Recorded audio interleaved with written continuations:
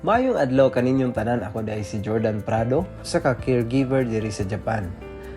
Nalipay kog maayo tungod kay nakabato na gyud kog trabaho. Kay kaniadto bitaw, nagtrabaho ko, di ba ilalim kapoy kaayo. Mano na yung kog, di man ilalim magtrabaho Pero sa diha bitaw wala ko'y trabaho.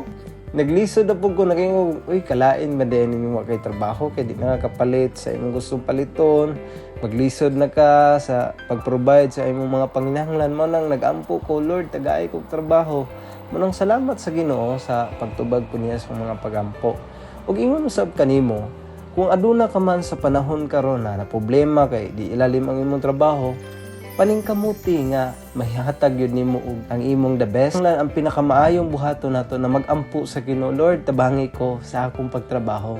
Na dili lang ko mo trabaho kung naay makakita, hibuon lang nako ang tama kung naa sila. Kung dili, bisag wala nakikita atong buhaton og tarong ang trabaho. Manang sa atong pagkinabuhi diri sa kalibutan, importante gayud na naay trabaho. Bisan simple lang na imong trabaho, pasalamati na sa Ginoo kay usa na kabutang nga panalangin na iyang gihatag diha kanimo. God bless ug amping ta kanunay. Thank you for watching. For more videos, please don't forget to follow my page, Prado Jordan Vlog. God bless you!